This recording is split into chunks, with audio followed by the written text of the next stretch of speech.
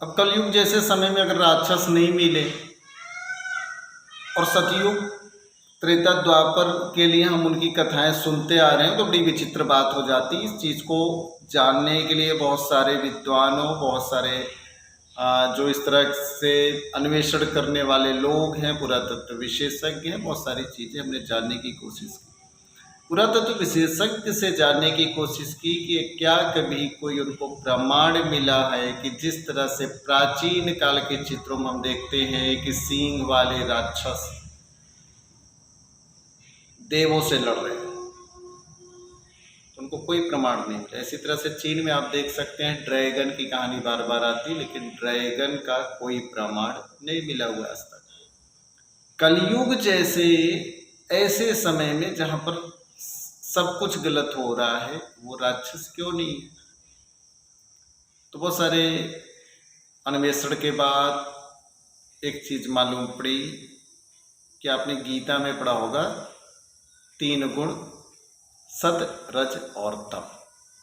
उसके अनुसार से व्यक्ति 3 प्रकृति का होता है, सतोगुणी, रजोगुणी, तमोगुणी। जो सतोगुणी होता है वो पूरी तरह से सत्व को धारण करता है, आस्तिकता को धारण करता है, अपरिग्रह को धारण करता है, ब्रह्मचर्य को धारण करता है,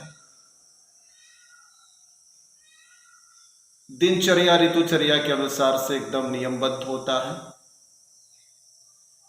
वाणी से मधुर होता है, सब कुछ उसके अंदर बेहतर होता है कि जो उसके अंदर एक बेहतर आकर्षण को पैदा करता है। जो रजोगुणी होता है वो समझ लीजिए राजकर्ण, महत्वाकांक्षा कूट कूट कर रजोगुणी व्यक्तियों के अंदर भरी रहती है।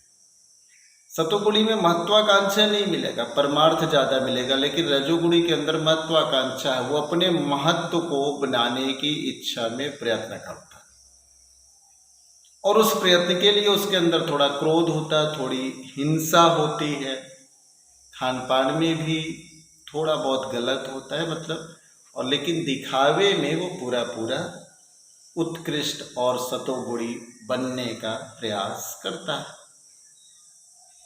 तो आधा इधर आधा उधर, या थोड़ा सा सतोगुणी बाकी तमोगुणी, तमोगुण को धारण करने वाला व्यक्ति रजोगुणी बन जाता है।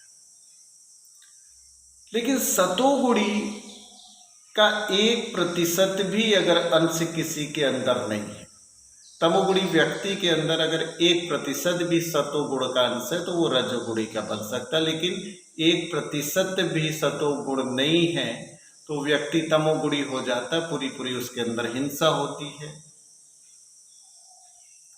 मस्तिष्क से वो जो है सही निर्णय नहीं लेता है, गलत कार्य करता है, चोरी होता है, झूठ होता है, दंभ होता है, अहंकार होता है, महत्वाकांक्षा ही नहीं, बहुत बड़ा स्वार्थी होता है, वो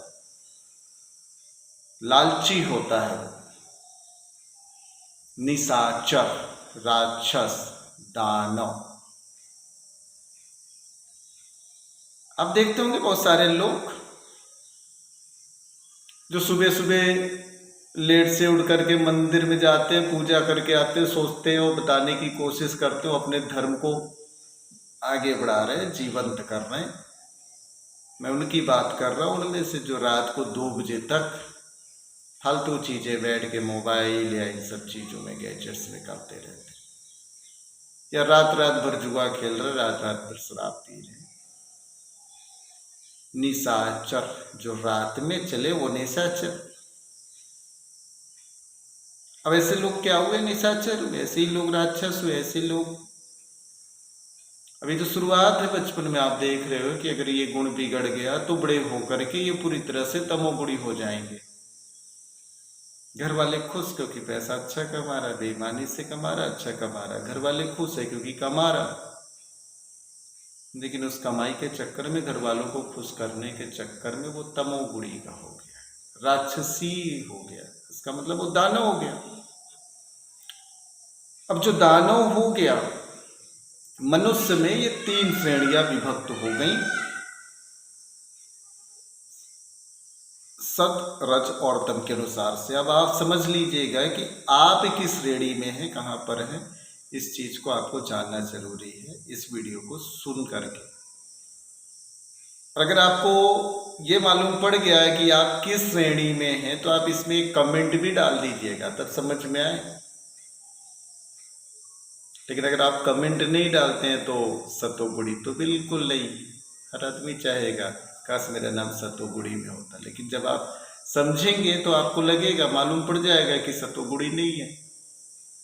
मैं भी आशा करता हूं कि आपका गुण सतोगुणी हो, सबसे उत्कृष्ट सतोगुणी होता है। सतोगुणी तो मनुष्य के अनुसार से 3 प्रकृति होती है।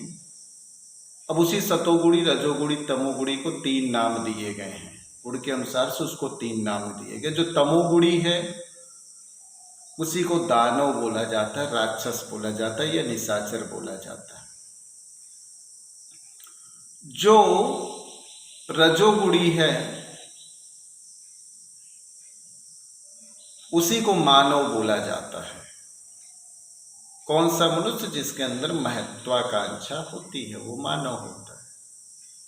बिना महत्वाकांक्षा के मनुष्य मानव नहीं होता। मनुष्य अलग हो गया, सब कुछ जितने भी नर हैं, नर नारी, वो सारे मनुष्य हो गए जिनके हाथ पैर से, जो पैरों से चलते। लेकिन मानव कौन है? जो महत्वाकांक्षा को लेकर के आगे बढ़ता है, अपने जीवन का निर्वहन करता है, वो जो है मानव है। ये है रजोगुणी, जो हमेशा राज करना चाहता है और उसी की इच्छा के साथ में काम करता है। तीसरा हो गया सतोगुणी। ऐसे मनुष्य को कहा जाता है मानस। ग्रंथों को उठा के देखिए, प्राचीन ग्रंथों को उठा के देखिए, रसखान ने ये नहीं लिखा मानव हो तो यही रस खान। रसखान ने क्या लिखा? मानस हो तो यही रस खाने, बसो ब्रज गोकुल गांव की ग्वार। अगर मानव की श्रेणी, मनुष्य की श्रेणी में अगर वो मानस बनता है तो उसको रसखान बनना चाहिए। और जो पशु हो तो बसेरो करो, नीते कालिंदी कूल कदम्ब की डाल। तो यदि आप